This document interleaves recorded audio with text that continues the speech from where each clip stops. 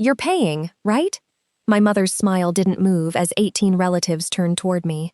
I looked across the two crowded tables. Split king crab legs were stacked on silver platters. Dry-aged steaks sat beside half-empty glasses. Oysters, lobster tails, side dishes, and an opened bottle of champagne covered nearly every inch of white linen. I had been inside the restaurant for less than 20 minutes. "I'm sorry," I said. "What did you just ask me?" My father leaned back in his chair. "Don't make this uncomfortable, Natalie. Everyone came to celebrate you." Celebrate me? I hadn't invited anyone.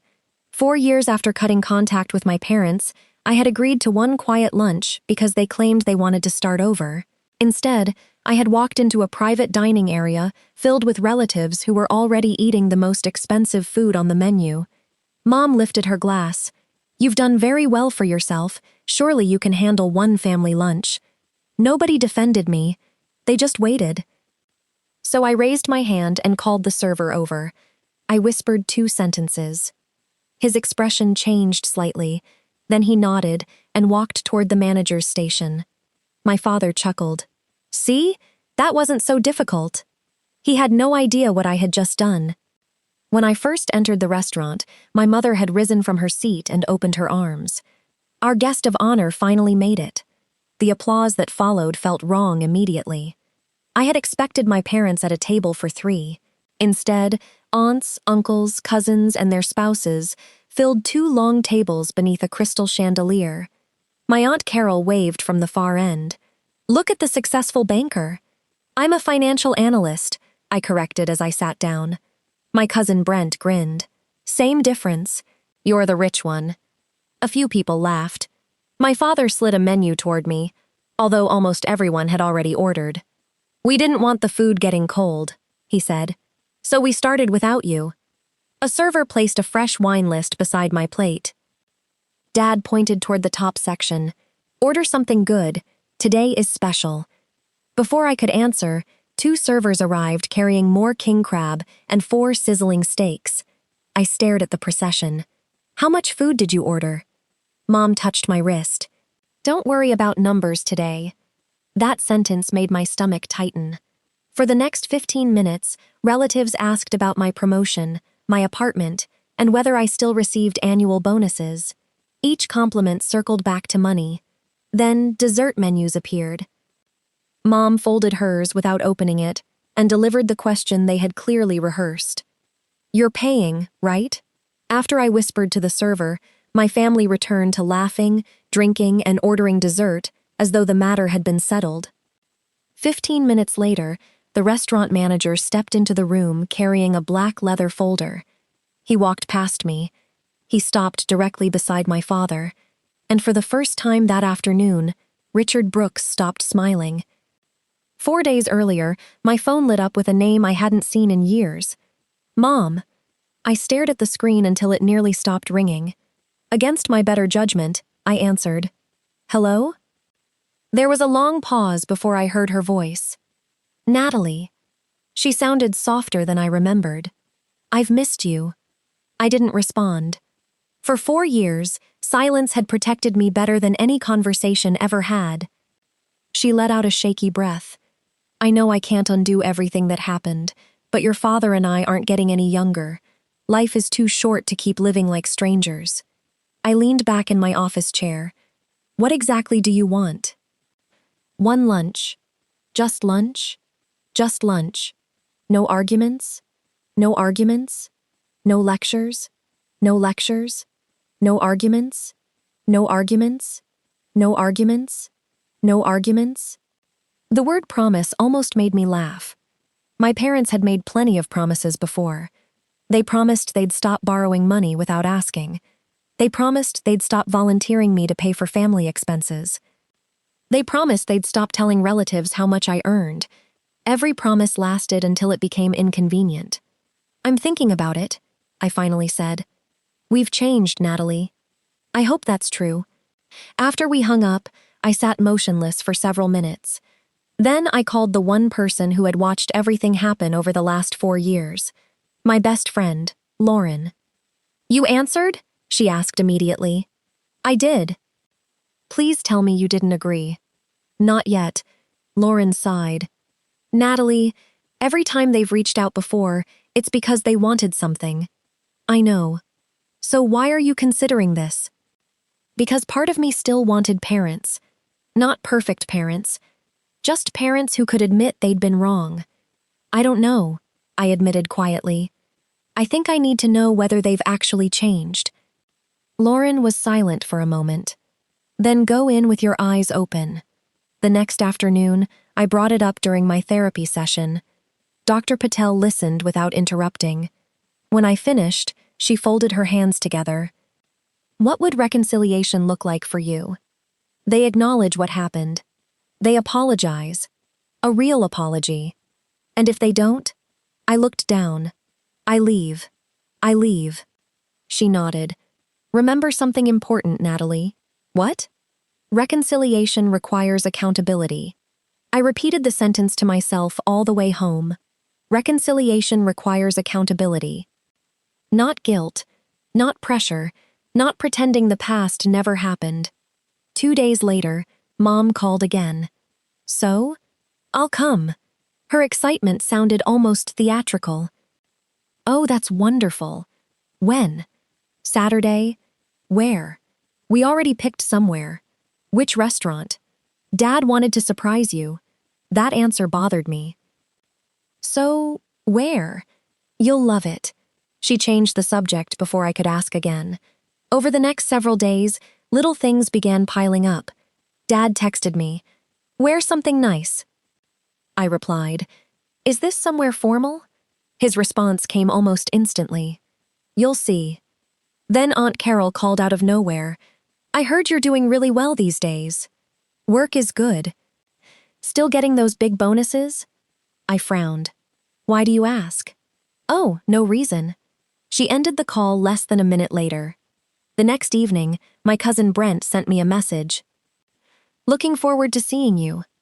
"Seeing me?" I stared at the text. I hadn't told Brent about lunch. In fact, I hadn't told anyone. I immediately called Mom. "Did you tell people we're meeting?" "Oh." She hesitated just long enough for me to notice. "I might have mentioned we're trying to reconnect." "Who did you tell?" "Oh, just family." "Which family?" "You worry too much." The call ended before I got an answer. That night, I couldn't sleep. Something wasn't adding up. The next morning, while drinking coffee before work, I looked up the restaurant online. It specialized in private dining, corporate events, large family celebrations. That caught my attention. Large family celebrations. A thought crossed my mind that I immediately dismissed. Number. They promised it was just lunch. Still, something felt off. During my lunch break, I called the restaurant. A manager answered. "Good afternoon. Harbor House." "Hi, I'm Natalie Brooks. I believe my father has a reservation this Saturday." After verifying the reservation, he politely confirmed they were expecting the Brooks party. I asked several practical questions. Questions I intentionally kept simple. Professional. Hypothetical. The manager answered every one without hesitation. By the end of the conversation, he said calmly, "If any issue arises, Ms. Brooks, we'll handle everything according to our policies." "Thank you." "You don't need to worry." I hung up, feeling slightly better. Maybe I was overthinking everything. Maybe 4 years had simply made me suspicious. Maybe Saturday really would be the beginning of something better. As I placed my phone back on my desk, one question refused to leave my mind. Why had so many people suddenly become interested in exactly how much money I made? The restaurant manager stopped beside my father's chair instead of handing me the bill. "Good afternoon, Mr. Brooks," he said politely. "Before we finalize payment, I need to confirm a few details regarding your reservation." Dad smiled with complete confidence and pointed at me. "You don't need to ask me. My daughter is taking care of everything." Several relatives nodded as if that had always been the plan. The manager glanced at me briefly, then back to my father. "I'm sorry, sir, but I need to confirm this with the reservation holder." Dad's smile barely changed. "That's fine. She's paying. I'm referring to the reservation holder, Mr. Brooks." A faint crease appeared on Dad's forehead. Yes, and she's paying. The manager remained calm. Our policy requires payment authorization from the individual who booked a private dining event of this size. The conversation around the table died almost instantly. My cousin Melissa looked from my father to me. Wait, Uncle Richard booked this? I thought Natalie invited everybody, Brent said. So did I, Aunt Carol added. Mom forced a laugh. Oh, don't make this into something it isn't. We're family. The manager didn't move. Mr. Brooks, did you wish to add another authorized payer before the meal was served? Dad cleared his throat. That's not necessary. He looked directly at me. Natalie, just tell him to put it on your card. I met his eyes. I never agreed to pay. Silence. Complete silence. Mom leaned toward me, her smile tightening. Natalie. What? This isn't the time. The time for what? For embarrassing your family. I let that sit in the air for a moment. Then I answered quietly enough that everyone leaned in to hear. I didn't invite anyone here. Several heads turned. My Uncle David frowned. What do you mean? I was invited to lunch. I looked around the room. I expected my parents. That's it. Confused murmurs spread around the table. Brent frowned. Hold on. He looked at my father. You told us Natalie wanted to celebrate reconnecting with everyone. I never said that, Dad snapped. You absolutely did, Melissa replied. You said she insisted we order whatever we wanted because she'd been promoted. Another cousin nodded. I remember that. So do I. And you told us she'd reserved this room. More voices joined in. That's why we came. I thought she was hosting. I even thanked Diane for telling us. Dad suddenly laughed. This is ridiculous. He waved dismissively. Everyone's remembering things differently. The manager still hadn't left. He waited patiently until the room quieted again. Mr. Brooks, he said, before we continue, I also need to confirm whether you'd like us to use the payment authorization already associated with your reservation. Dad's expression froze. What authorization? The one provided when your reservation was confirmed. His confidence visibly slipped. I assumed we'd be changing that. I'm afraid we cannot assume changes regarding payment responsibility. Mom jumped in immediately. This is becoming unnecessarily complicated. The manager remained perfectly professional. Our policies are designed to prevent misunderstandings. Dad's voice hardened. There isn't a misunderstanding. He pointed toward me again. My daughter has plenty of money. A few relatives shifted uncomfortably. Uncle David looked at him. Richard. What? That's not really the point. Of course it's the point. He looked around the table, trying to regain control. She's family, I answered before anyone else could. So are all of you. Nobody spoke. Dad's jaw tightened. The manager opened the black folder in his hands.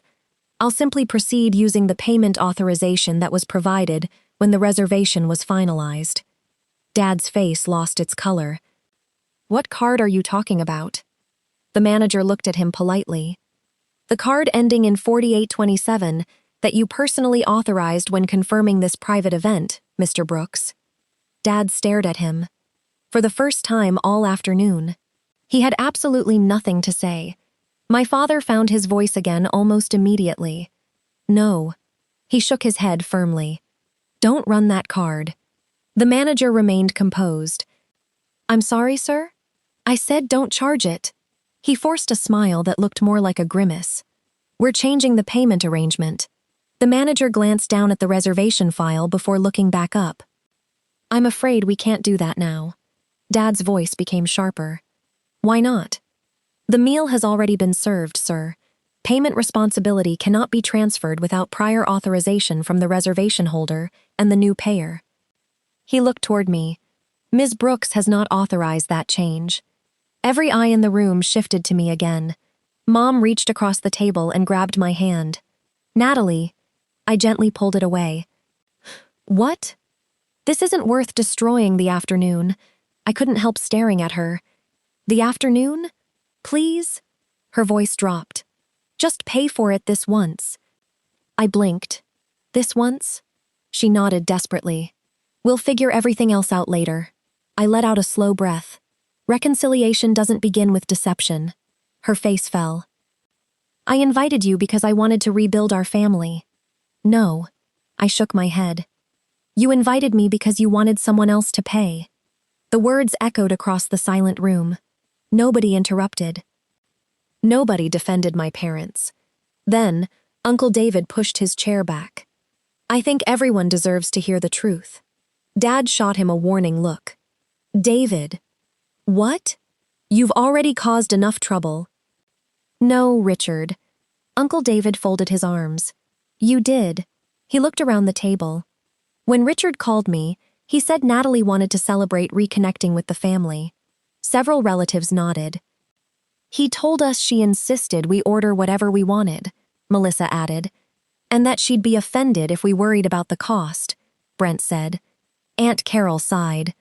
I honestly believed this lunch was your idea. It wasn't. My answer came quietly. I didn't even know any of you were coming. The realization spread around the room one person at a time. Expressions changed from confusion to embarrassment to anger. Mom looked around nervously. Everyone's making this sound much worse than it is. Worse? Melissa asked. You lied to all of us. Dad slammed his palm against the table. I did what I thought was best for the family. The family? Uncle David repeated. No. You gambled with your daughter's money. The room fell silent again. Just then the manager returned carrying a printed invoice inside the leather folder. He placed it carefully in front of my father. Whenever you're ready, sir. Dad looked down. His eyes widened. The subtotal alone was staggering. King crab, dry-aged steaks, premium seafood towers, imported champagne, desserts, wine, taxes, service charges. The final total exceeded $5,200 before the gratuity was added. Nobody reached for the folder. Nobody even spoke. The ticking of a nearby wall clock suddenly seemed loud. Dad slowly closed the folder without saying a word. I stood. I picked up my purse. Then I turned to the manager. Thank you for handling everything professionally. It was our pleasure, Ms. Brooks. I nodded politely. As I started walking toward the private dining room exit, I heard my father's chair scrape loudly across the floor. Natalie! I stopped. The room held its breath. You're really walking away? I turned back to face him. Our eyes met across the room, and for the first time in years, he wasn't speaking to someone he could control. I looked at my father for several long seconds before answering. Yes. That single word seemed to drain what little confidence he had left. You can't be serious, he said. I am. Mom stood so quickly her chair nearly tipped over. Natalie, after everything we've been through, you're going to leave us like this? I almost laughed. Like what? In front of everyone. I slowly looked around the room. 18 relatives. An expensive private dining room. A meal I never agreed to. A bill they had already decided belonged to me. Then I looked back at her. You invited me here to embarrass me in front of everyone. It just didn't work out the way you planned. Neither of them answered. I took one step closer to the table. 4 years ago, I stopped speaking to you because every achievement in my life became something you believed the family was entitled to. I looked at my father. When I bought my condo, you told relatives I should help everyone else buy homes. I looked at my mother. When I earned my promotion, you told people my salary meant I should cover every holiday. My voice remained calm. You never celebrated my success. You budgeted it. The room was completely silent. Mom opened her mouth. We only wanted... No, I gently interrupted. Today proved exactly why I stayed away. I turned toward the manager. I think everyone deserves to know why I wasn't worried when they tried to hand me the bill. Several relatives looked at me curiously. Even my father frowned. What are you talking about? I faced the table. A few days ago, Something about this invitation felt wrong. I couldn't explain it. But I noticed Dad refused to tell me where we were eating until the reservation was already made. He wouldn't tell me exactly who was coming, and suddenly relatives I'd barely spoken to in years started asking detailed questions about my income. Several people exchanged uncomfortable looks. So I called the restaurant. My father stared at me. "You what?" I asked a few questions. I nodded toward the manager. He explained that large private dining reservations required the reservation holder to guarantee payment with a credit card.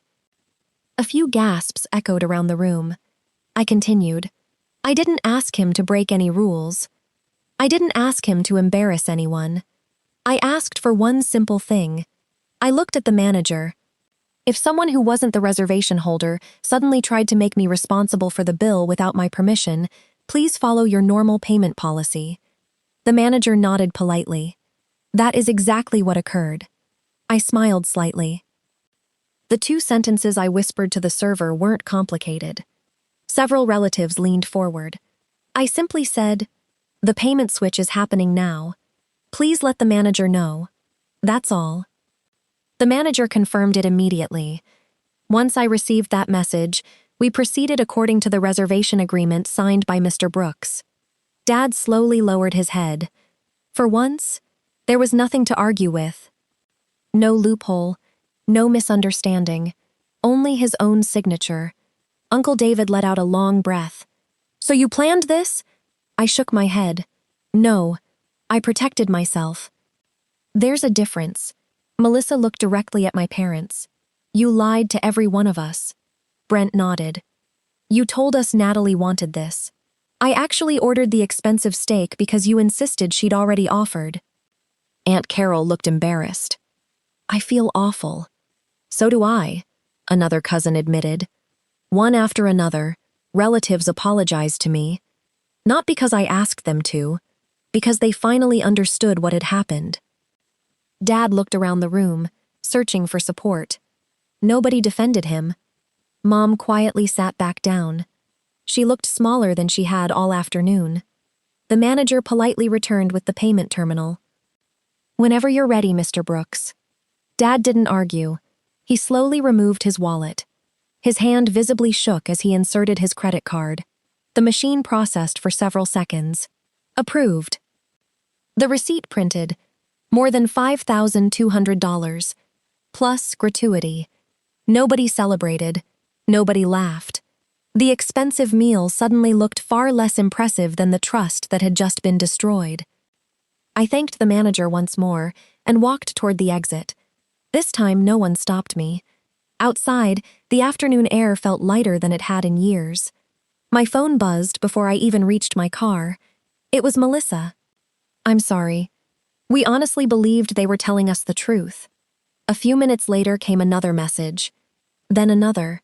Over the next several days, cousins, aunts, and uncles reached out individually. Not everyone apologized, but enough did. For the first time, many of them heard my side of the story instead of my parents' version. Family gatherings changed after that. They were organized by other relatives. Not my parents. People stopped assuming Richard and Diane were telling the truth simply because they spoke the loudest. As for me, I blocked both of their numbers again. This time, I didn't wonder whether I had been too harsh. I didn't feel guilty. I didn't second-guess myself. I had given them one genuine opportunity to rebuild our relationship. They used it to stage another manipulation. That lunch answered every question I still had. Forgiveness doesn't mean accepting mistreatment. Hope doesn't require abandoning common sense. And reconciliation only works when honesty sits at the table with everyone else. My parents thought they had invited me to pay for a luxury meal. Instead, they paid the full price for one last chance they never deserved. I didn't pay for their king crab. I paid attention to who they really were. And that was worth far more than $5,200.